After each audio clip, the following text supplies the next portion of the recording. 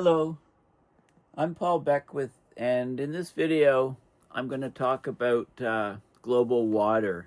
So there's a group in Australia called the Global Water Monitor, and they put out a report recently looking at a summary of 2024 in terms of global water, all parts of the hydrological cycle. And it's a very interesting study. There's lots of good maps and things showing the distribution of water in all different forms on the planet. So I thought it would be a good opportunity here to discuss this new report. And I just wanted to point out a book that I'm reading. It's by Mark Carney called Value '(S). So Values, Building a Better World for All. It was written in 2021. And I've had it for a while. I got it at a used bookstore, one of those free libraries. And, you know, Mark Carney has just announced a few days ago that he's running for head of the Liberal Party to replace Justin Trudeau in Canada. And he's the guy I would back. He was the governor of the Bank of Canada from 2008 to 2013. Governor of the Bank of England from 2013 to 2020. In 2021, he was the UN Special Envoy on Climate Action and Finance, and Prime Minister Johnson's in the UK a finance advisor for COP26. So he's had a tremendous amount of experience in economies and world markets and so on, and I think he would be the best foil to deal with Trump and the U.S. government coming in. So anyway, I just started it. It's quite a tome. So maybe I'll do a book review on it. Okay, so let's talk about global water, the Global Water Monitor, the Australian group, and I'll come back to this image in a minute and show you what some of the site can do, the website. So this is an article from early in the new year. Climate crisis wreaking havoc on Earth's water cycle, report finds. So global heating is supercharging storms, floods, and droughts, affecting entire ecosystems and billions of people. So you know, you can look around the world at all the floods that we've had. I mean, this report summarizes them over 2024, and extreme droughts. You know, I think the LA wildfires are on a lot of people's minds. You know, the horrible fires that have gone through, destroying so many structures and killing people and impacting many people's lives in a densely populated mega city. So this is just an image of, you know, drought forcing people to carry drinking water. This is along a dry river, which is a tributary of the Amazon. So they're walking in the riverbed here. Okay, so this is a good way of putting it. The climate crisis is wreaking havoc on the planet's water cycle, with ferocious floods and crippling droughts affecting billions of people. Already today, billions of people. You know, that's a big chunk of the global population. Of course, water is people's most vital natural resource, but global heating is changing the way that water moves around the Earth. Of course, we had the hottest year on record, as I've reported a number of times in a number of different videos. You know, these rising temperatures caused by the continued burning of fossil fuels is disrupting the water cycle in many different ways. Okay, so let me show you some good diagrams of the hydrological cycle. Okay, so I just went to Google Images, hydrological cycle, lots of good images with various amounts of detail. I like the Britannica Encyclopedia one. So let's have a look at it here. So let's start with the ocean, of course. This is a hydrological cycle. Most of us learned about this cycle in grade school. So in a nutshell, start with the ocean. warm oceans, you get evaporation. The warmer the sea surface temperature, the more evaporation. That water vapor is an invisible gas, and it rises by convective uplift, and then it finds cloud condensation nuclei, condenses to form droplets, to form clouds, right, when it condenses. These clouds can rain out over the ocean, returning precipitation to the ocean. They also travel. They travel over land. For example, here's a cloud that's having topographical uplift. So it rises up, cools, water condenses, and it's raining here. Now, some of the rain, some of the precipitation from the rainfall is actually evaporated before it hits the ground. There's some special types of clouds where it rains, but all the water is evaporated before any rain hits the ground. Those are in like hot desert, like arid desert areas. But precipitation generally hits the ground, rainfall or snow, and then it runs down streams, collects in water surfaces. There's more evaporation. Some of it goes into the soils. So we've got soil moisture here. We get vegetation growth, and the vegetation uses water and nutrients and CO2 to grow the plants. There's evaporation from the soils. There's transpiration is going on from the plants. This is where they're producing. So transpiration for plants, most people think of it's just at night when there's no light for photosynthesis, and the leaves, water escapes through the stomata of the leaves and goes up, water vapor goes up. That's transportation. It's actually operating all the time. It's just overwhelmed by photosynthesis during the day. If there's sufficient sunlight, and then you get surface runoff back into the ocean. You also get infiltration. This is the water table level here, and the water infiltrates, and you get groundwater outflow, subsurface flow. You can get saltwater intrusion coming the other way. But then anyway, this whole sort of hydrological cycle is vital for life on the planet, of course. Okay, so let's go back to the Guardian article. Okay, the report actually talks about various places around the world where we've had deadly hydrological events, like flash floods, river flooding, super typhoon, Boris, big storm that hit Europe, and then droughts. It basically halved crop production in South Africa. I didn't realize it was that bad. Caused more than 30 million people to face food shortages. This is in 2024. Farmers had to cull their livestock as their pastures dried up. Falling output from hydropower dams led to widespread blackout. So, the hydrological cycle is really is really broken. We're getting all these extreme weather events, etc. So this 2024 Global Water Monitor report was produced by an international team of researchers. It's based in Australia, the group. So Australians, Saudi Arabia, China, Germany, elsewhere. And they used data from thousands of ground stations. And more common is that these ground stations are being replaced by satellite data, sensors on satellites that orbit the Earth. But we really need the ground stations in order to do ground truthing. And the rainfall records are being broken with increasing regularity. Anyway, they talk about specific events, flooding events in China, in Spain, in the Amazon there was drought.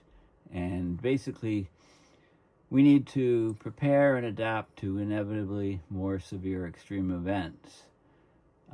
Water is our most critical resource. It is extremes, both floods and drought, are among the greatest threats that we face. Okay, so this is the article from The Guardian, and this is the website, Global Water Monitor, and you can look at the reports, and it gives you lots of information about how they're collecting data, how satellites collect data, and who the people are that are doing this. Different consortium members from many different countries. but it's put all together in Australia. And if you click on the Data Explorer, this is the Data Explorer. So this is, we're looking at basically precipitation. This is total precipitation millimeters. It's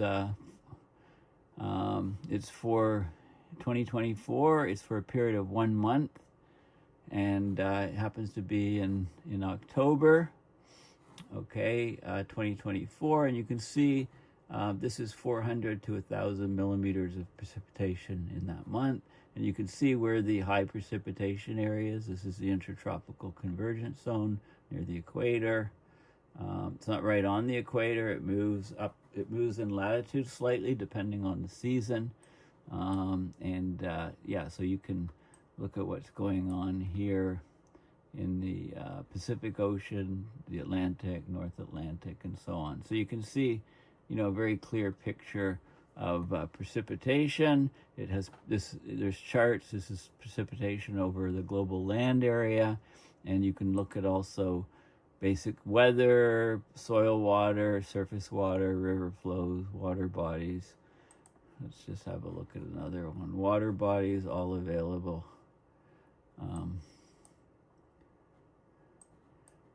Okay, so water bodies, you can see, so it lists all, it shows where all the water bodies are on the planet. Mostly, in the size, this is gallons, I guess. Okay, so there's lots of data here which you can have a look at. Vegetation. I don't see much vegetation. I don't see the colors. Oh, here we go. Okay, I gotta zoom in. So it shows you where the vegetation areas are. Let's go over to the rainforest. There's Africa. Okay, so this is the Amazon rainforest. You can see the, so greater than 90% coverage in this whole vast region. Let's go up to North America. I'm curious to have a look.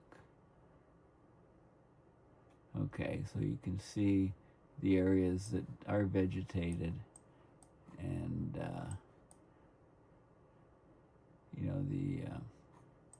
I'm surprised that this is going into the fall, winter in Canada. Surprised there's not more. Okay, so there's lots of data that you can look at. And let's look at the report. Okay, so this is the report, 58 pages, Global Water Monitor 2024 Summary Report. And so the way it's laid out is, this is open source, you can have a look at it. So basically, this is the third annual report. This group hasn't been doing these water reports for long, but our global water systems are under mounting pressures as climate change drives more extreme weather events and disrupts the water cycle. So 2024 was a year of extremes, but not an isolated occurrence. We're getting more and more of these, intense floods, prolonged droughts, and record-breaking extremes, having huge impacts on people. Satellite observations play a vital role, but we still need the traditional ground-based measurement networks to ground truth the results from the satellites. Okay, so basically, as we're warming our planet, water challenges are escalating year after year. Okay, so that's the whole purpose of this report. So just some of the summary things. 2024, of course, world broke new temperature records, precipitation extremes increased, water-related disasters caused extensive impacts, climate change added to the severity of floods, droughts, and cyclones. Okay, so some of the key aspects are precipitation over land was close to the average, the long-term average. Extremely dry months have become increasingly common. There's 38% more record dry months in 2024 than the baseline period. Okay, the average. Daily precipitation extremes, 52% more common in 2024 than during the baseline. record-breaking daily rainfall events in West Africa, Europe, and Asia. There's a significant increasing trend of 4%, increasing 4% more daily precipitation extremes per decade over land. Of course, the average temperature set, well, it says 1.2 Celsius above the 1995 to 2005 average. They're referring to a recent baseline. Of course, the number is 1.62, according to the Berkeley groups. 1.62 above the pre-industrial, which is 1850 to 1900 average. We're setting high temperature records. There's far fewer low temperature records. The relative air humidity was very, very, very high, but there is a declining trend overall. Soil water, there's extreme dryness in some areas and extreme wetness in other areas. And it goes through river flows, lake and reservoir, surface water, vegetation. It was okay, so terrestrial water storage. And then they talk about the major water-related disasters, human tragedies, displacement of people, food security is being at threat. So South Africa alone they lost half their crop production in 2024. Didn't realize that left more than 30 million people there facing food shortages. Economic damages from typhoons exceeded US $500 billion, $520 billion, and large ecological impacts. So these are some of the major water-related events in 2024. It summarized them. So, a couple stick out: the deadly flooding, flash floods, torrential rains in Spain, India, torrential rains in the monsoons, landslides, same thing in Afghanistan, Pakistan, the Amazon basin, historic drought, you can look at these other areas, many areas with drought, other areas with too much water. China had the Yangtze and Pearl River floods displacing millions of people, just sort of bylines in newspapers. Typhoon Yagi caused severe flooding. Of course, we had hurricanes Helene and Milton in the U.S., right? So we had all of these water events, and they're kind of itemized in this chart with the number of fatalities, the number of people displaced, and the economic losses. So, this is basically 2024. I mean, March to September, repeated flooding, stuff in April, in the summer, going into the fall. Basically, huge economic losses. We're talking about, multi-billions of dollars. Like this is the $500 billion alone in the southeastern U.S. Okay, so the frequency, intensity, severity are increasing, and they're all directly linked to climate change acceleration. And so then they go in, they look at all the different aspects of the hydrology, where all the different regions where the water is, and then they look at specific regions where there were severe water events. So there's sensors on satellites, remote sensing. The first Earth observing satellite, EOS, was launched 60 years ago, so it was launched in about 1965. Satellite remote sensing's become a crucial part of weather observation and forecasting, and recently it can be used to look at water at or below the Earth's surface, so groundwater and things like that. And we're getting very clever with it. Okay, so they can measure all kinds of things with the satellites, and so they talk about some of the things that they measure, and they look at these maps. They look at sigma, so 4 sigma event, very unusual events, extremely high anomalies, and then to the low end, minus 4 sigma. Okay, so let's have a look at the and then they summarize all the different things. So I'll just touch on some of these different areas. So this is a number of times high monthly precipitation records were broken relative to the baseline. The baseline is only 1995 to 2005, so it goes from about here to here. This is a baseline, or from here to here. Very, very recent baseline, and you can see where we are. So there's a lot of variability and noise. Here's where we are, average annual precipitation over land, and the number of times low monthly precipitation records were broken, so droughts and so on. Okay, so all the statistics is there. The frequency of record low monthly precipitation values in the 4,687 catchments worldwide was 38% higher than this recent average. Okay, that's a trend of 3.8% per decade in record low water. And then they show global maps of where it is, and by river, by countries, and by river basins. Okay, so you can look at how your country is faring based on this data. Maximum daily precipitation, extreme rainfall events, look how high it is, set records here in these plots. And we know that's happening. Air temperature, hottest year on record. Again, this is relative to a recent baseline. Basically, it's 0.35 degrees Celsius per decade is the path that we're on according to this, which agrees with the work from Hansen and also the recent reports that have come out.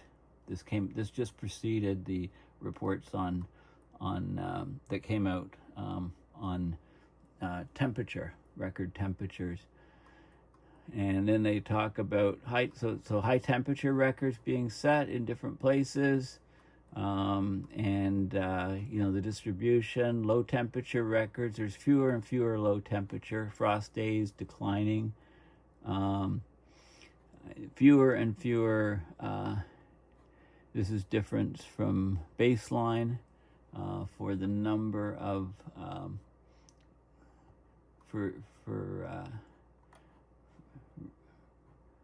record high monthly minimum temperatures across 4687 catchments worldwide were 7.1 times more frequent than during the baseline period.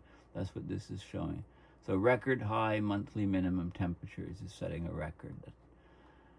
Okay, I was a bit confused at first. See the spike there. Air humidity, it's been on a general overall trend as a decline. Things are drying out. Soil water, a lot of fluctuation. This is a number of times low monthly soil water records were broken. So large number all of a sudden shooting up here. We have been over a positive before. Soils and vegetation.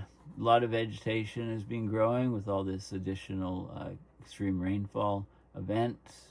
Of course, in the regions that get it. Surface water occurrence and river flows.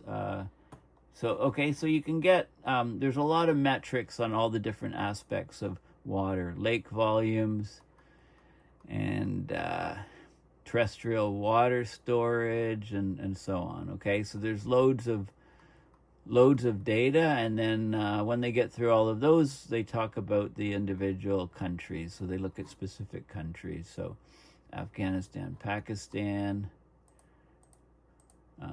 the typhoon Yagi, and they give the water. So this is greater than 4 sigma and minus 4 sigma. So the really wet areas are the blue, and Bangladesh monsoon floods, in the delta here, quite significant. India flooding, southern China. Look at all the flooding here. Total precipitation. Again, it's hard to read, but this is 4 sigma events here. So huge amounts of rainfall with lots of fatalities. Southeast Asia, parts of Kazakhstan, Russia, snow melt, rain on snow triggered it. Now this is South Africa, the worsening drought. So they had severe drought in southern Africa, affecting more than 30 million people. Were short on food. So Zambia, Zimbabwe, Botswana, South Africa experienced their driest conditions in decades. Rainfall less than half of the seasonal average, combining with high temperatures. So you get areas of drought, and you had much lower. They lost half of their food production. East Africa and South Sudan. Okay, so it goes to the worst spots. Central Europe, right? No, everybody's, the U.S. Okay, the U.S. precipitation in the Appalachians, and with the storm moving up, hitting a lot of people who thought they were basically in safe zones, safe climate zones. Amazon, severe drought and bushfires. Southern Brazil, right? It's all over, and the outlook for 2025, much the same, basically. Okay, so it's a really good report. Tells you everything you want to know about hydrology and the water cycle. I'll just go back to remind you of the hydrological cycle. So if you haven't looked at this for a long time, it's worth a refresher. It's probably familiar to you from grade school, like I said. Okay, well, thank you for listening. Please consider going to my website, paulbeckwith.net, and donating to PayPal to support my research and videos. Thanks again, and bye for now.